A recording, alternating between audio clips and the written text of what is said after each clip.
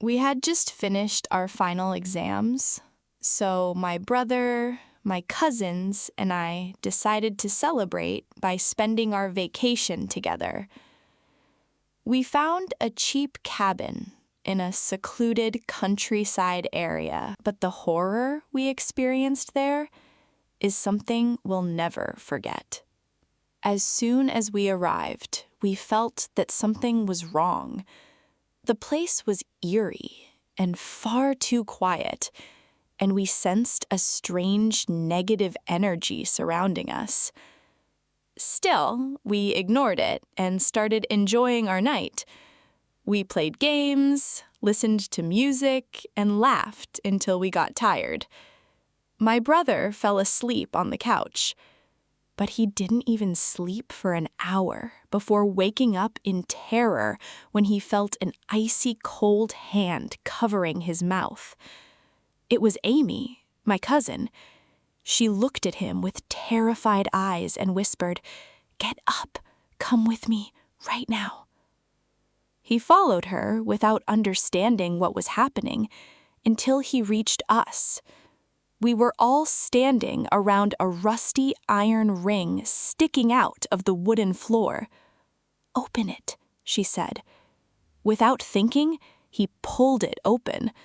The rusty hinges let out a horrifying sound, like a dying animal crying in pain.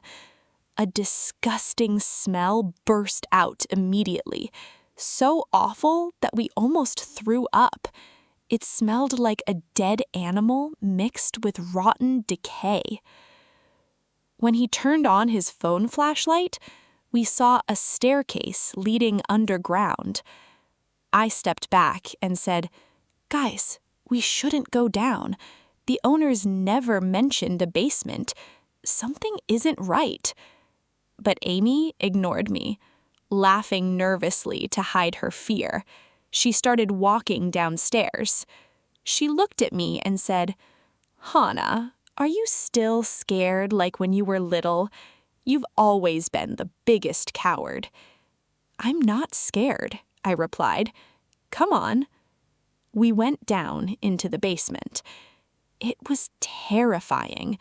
It wasn't even built like a normal basement.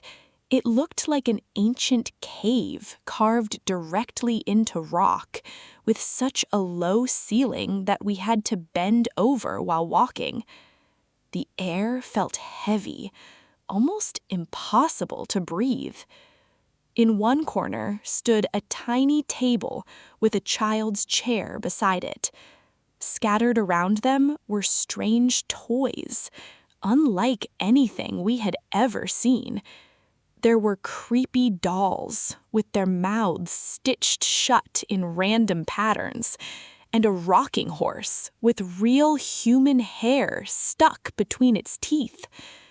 The walls were covered with countless carvings. Some looked ancient, while others seemed much newer. Then we found an old burned book lying on the table. Its cover had a strange name written on it, Mazar. We opened it. Inside it said, "My mother thought burning me would make me disappear. She's a fool. Fire doesn't hurt me. It only makes me angrier. And every day I will wear a new body." Amy smiled. "What do you think? Let's perform a séance." Hani immediately refused, but Amy mocked him for being scared. Eventually, we all sat in a circle and lit the old candles we had found inside the basement. Their light wasn't just illuminating the room. The moving shadows they cast across the walls looked like silent spirits dancing around us. Amy began chanting, "Mazar, if you exist, show yourself. Speak to us." I felt extremely uncomfortable. "Amy, stop. This is wrong." But she ignored me. Suddenly, every candle trembled at once. Hani looked around. Who's blowing on them? Nobody answered. The room became completely silent, a terrifying silence. Then the basement door slammed shut with unbeatable force. Hani ran toward the stairs and desperately tried opening it. It wouldn't move.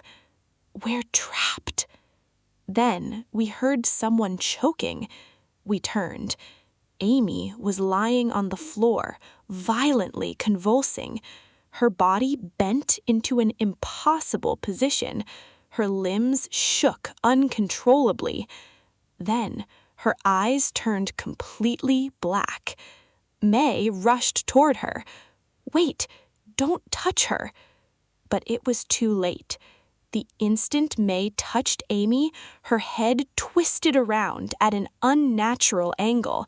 Cracking sounds echoed from her neck and bones. Then thick black liquid began flowing out of her eyes. But instead of falling downward, it floated upward. The voice coming from her mouth wasn't human. It sounded like several horrifying voices speaking at the same time. Then she spoke.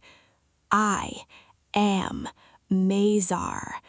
Her body kept shaking violently. A terrifying smile stretched across her face from ear to ear. "I know all of your secrets." Then she began exposing every one of us. She accused Hannah of stealing from her friends. She revealed that May was secretly betraying Hannah with her fiancé. Then she stared at Hani. The perfect young man is in love with his uncle's wife. "Enough!" Hani screamed. Amy slowly leaned closer until her freezing breath touched his face. "I'm not Amy." Then she lunged at him, her fingers wrapped around his throat as her nails dug deep into his skin. May tried pulling her away. Amy threw her across the room into the wall with incredible force. Then she whispered, "My mother wanted to lock me away. Now, all of you will stay here forever." Summoning every bit of courage I had left, I grabbed a porcelain doll and smashed it over her head. She collapsed.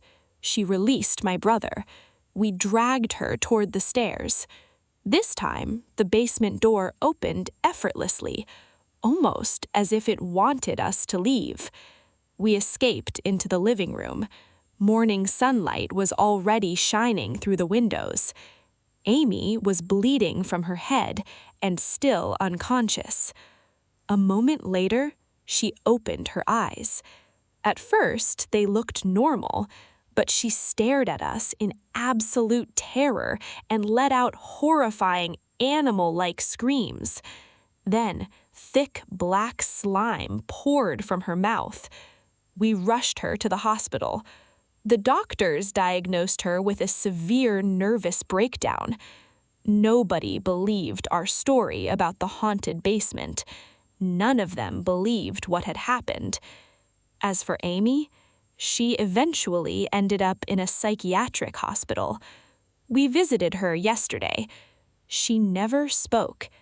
Every single day she drew the exact same picture: the circle of candles, the small table, the child's chair, the strange toys.